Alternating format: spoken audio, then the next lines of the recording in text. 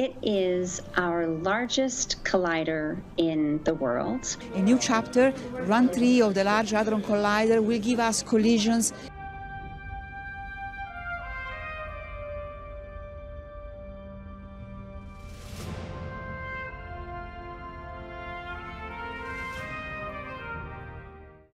Le LHC, comme toutes les expériences de physique, a pour but de vérifier les prédictions théoriques. Dans ce cas, le modèle standard de la physique des particules est de voir s'il y a des trous dans ces prédictions. Aussi étrange que cela puisse paraître, les physiciens ont hâte de trouver quelques trous dans le modèle standard. Car certaines choses, comme la matière noire et l'énergie noire, ne peuvent être expliquées tant qu'ils n'en trouvent pas. Les physiciens du monde entier étaient donc ravis de voir le collisionneur de particules à haute énergie le plus avancé du monde devenir opérationnel. Après tout, ils avaient attendu des décennies pour que cette magnifique technologie modifie notre compréhension de l'univers. Depuis sa création, le grand collisionneur de Hadron a aidé les scientifiques à résoudre de nombreuses énigmes de l'univers. Cependant, ce n'est que récemment que des scientifiques du CERN ont annoncé qu'en alimentant le grand collisionneur de Hadron avec un nouveau faisceau d'énergie maximale, ils ont découvert quelque chose d'inattendu et d'inquiétant. Ils tentent de comprendre ce qui a déclenché cet incident depuis qu'il s'est produit. Dans la vidéo d'aujourd'hui, nous allons découvrir ce qui s'est réellement passé. Le LHC est un accélérateur de particules, un dispositif qui porte les particules subatomiques à des énergies énormes de manière contrôlée, afin que les scientifiques puissent étudier les interactions qui en résultent. Ces collisionneurs sont difficiles à construire, mais ils constituent des instruments de recherche extrêmement puissants en physique des particules, car ils atteignent une énergie du centre de masse bien plus élevée que la configuration de cibles fixes. Les scientifiques peuvent alors examiner les résultats de ces rencontres pour se faire une idée de la structure du monde subatomique et des principes fondamentaux qui le régissent. De nombreux sous-produits ne sont formés que par des collisions à haute énergie et se désintègrent dans des périodes extrêmement courtes, ce qui rend impossible leur examen d'une autre manière. Le grand collisionneur de Hadron est logé dans un tunnel circulaire situé entre 50 et 175 mètres sous terre. Cette variation de profondeur avait pour but de limiter la quantité de tunnels qui se trouvent sous le Jura, afin d'éviter de devoir y creuser un puits d'accès vertical. Ce tunnel a été choisi pour que le CERN n'ait pas à dépenser de grosses sommes d'argent pour des terrains environnants coûteux. La protection contre le rayonnement de fond fourni par la croûte terrestre est un avantage supplémentaire. Le tunnel de 3,8 mètres de large, revêtu de béton, a été construit entre 1983 et 1988. Auparavant, il abritait l'énorme collisionneur électron-positron. Ce tunnel traverse 4 fois la frontière entre la Suisse et la France, la plus grande partie se trouvant en France. La structure en surface abrite des équipements auxiliaires tels que des compresseurs, des équipements de ventilation, des systèmes électroniques de contrôle et des installations de réfrigération. Les données générées par le LHC et les simulations liées au LHC sont estimées à environ 15 pétaoctets par an. La grille de calcul a été construite en tant que composant du LHC pour traiter les grandes quantités de données générées par ces collisions. Il s'agit d'un projet multinational collaboratif qui comprend une architecture de réseau informatique basée sur une grille. Le segment de construction du grand collisionneur de Hadron a coûté environ 7,5 milliards d'euros. Il s'agit de l'un des instruments scientifiques les plus coûteux jamais construits. Sa construction a été approuvée en 1995 avec un budget de 2,6 milliards, plus de 210 millions supplémentaires pour les essais. Les premiers essais du LHC ont été retardés de 14 mois après sa mise en service le 10 septembre 2008 en raison d'un incident de trempe d'aimant qui a causé des dommages importants à plus de 50 aimants supraconducteurs, à leur support et aux tuyaux à vide. Le LHC a écrasé 2 faisceaux de particules opposées de protons jusqu'à 4 téraélectronvolts ou de noyaux de plomb au cours de son fonctionnement initial de 2010 à 2013. Le boson de Higgs, diverses particules composites, dont l'état boutonium et la première génération de plasma quark-gluon ont été découverts au cours de la première phase du LHC. L'objectif initial du grand collisionneur de Hadron était d'examiner la présence probable du boson de Higgs, un élément crucial du modèle standard de la physique, prédit par la théorie mais qui n'avait pas été détecté auparavant en raison de sa masse importante et de sa nature insaisissable. Si le modèle standard est correct, les physiciens du CERN ont prédit que le LHC produirait de nombreux bosons de Higgs chaque minute. Cela permettrait aux physiciens de confirmer ou de rejeter définitivement l'existence du boson de Higgs. En outre, le grand collisionneur de Hadron a permis aux chercheurs de rechercher des particules supersymétriques et d'autres particules hypothétiques. Après les premiers essais en 2008, Le premier cycle d'exploitation a duré de 2009 à 2013, suivi d'un long arrêt pour modification qui a duré jusqu'en 2015.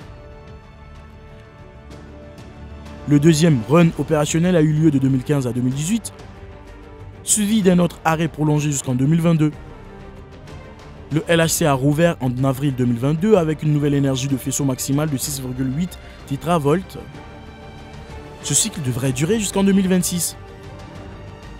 Le 7 juillet, les scientifiques sont restés perplexes lorsqu'une fissure est apparue dans le champ magnétique terrestre au cours du troisième passage du grand collisionneur de Hadron. Cette fissure inexplicable ne s'est pas produite en un éclair et elle n'a pas été fugace. En fait, la fissure dans le champ magnétique de la Terre a duré 14 heures.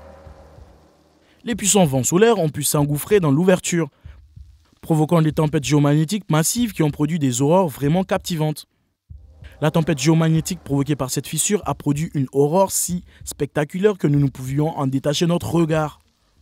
Comment cette fissure est-elle apparue? Il s'avère que cette brèche dans le champ magnétique a été causée par un phénomène rare connu sous le nom de région d'interaction corroborative du Soleil, ou CIR. Ces CIR sont en fait des structures de plasma à grande échelle qui se forment dans les latitudes basses et intermédiaires de l'héliosphère lorsque des courants de vent solaire se déplaçant rapidement et lentement entrent en collision. L'héliosphère est la zone qui entoure le Soleil et contient le champ magnétique solaire et les vents solaires. Les régions d'interaction en co-rotation, telles que les éjections de masse coronale ou CME, sont propulsées du Soleil vers la Terre. Celles-ci peuvent contenir des ondes de choc dans les champs magnétiques comprimés, ce qui entraîne des turbulences spatiales que nous voyons généralement sous forme de superbes aurores. Celle-ci a frappé l'aimant de la Terre aux premières heures du 7 juillet, provoquant une tempête géomagnétique de classe G1 de longue durée. Selon les experts de la National Oceanic and Atmospheric Administration, NOAA, une éjection de masse coronale s'est incrustée dans le vent solaire en amont de la région d'interaction en corotation. Faut-il s'inquiéter de cette fissure? Selon les experts, il n'y a pas lieu de s'inquiéter car les fissures dans le champ magnétique terrestre sont plutôt courantes.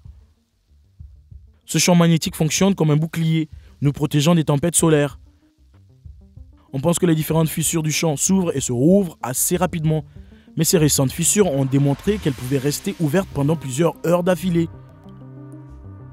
Nous avons découvert que notre bouclier magnétique est plein de courants d'air, comme une maison dont la fenêtre est ouverte pendant un orage, a déclaré Harald Frey, auteur principal d'une étude sur cette découverte en 2003. La maison dévie la majeure partie de la tempête, mais le canapé est détruit. De la même manière, notre bouclier magnétique prend le gros des tempêtes spatiales, mais une partie de l'énergie passe à travers ces fissures, parfois suffisamment pour causer des problèmes avec les satellites, les communications radio et les systèmes électriques. Heureusement, il n'y a pas eu de blackout radio ou de coupure de courant causée par cette fissure dans le champ magnétique.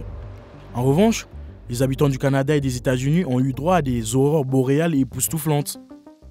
Les scientifiques ont également découvert que le Soleil approche de sa période la plus active dans le cycle solaire et qu'il est déjà exceptionnellement actif bien plus tôt que prévu. Cela implique que vos chances de voir une aurore, qui sont maintenant bonnes, ne feront qu'augmenter au cours des 3 prochaines années. Cette brèche dans le champ magnétique terrestre n'est pas la seule chose découverte récemment par le grand collisionneur de Hadron. De multiples analyses basées sur l'ensemble des données massives acquises en 2016 ont été présentées au public en juillet 2017. Les propriétés des bosons de Higgs ont été explorées plus en profondeur et la précision de plusieurs autres découvertes a été améliorée. Depuis mars 2021, les expériences de collision du LHC ont découvert environ 59 nouveaux hadrons dans les données acquises lors des 2 premiers passages du collisionneur. Le 5 juillet 2022, une nouvelle sorte de pentaquark composée d'un quark de charme, d'un quark haut, d'un quark bas et d'un quark étrange a été découverte lors de l'étude de la désintégration des mesons B chargées.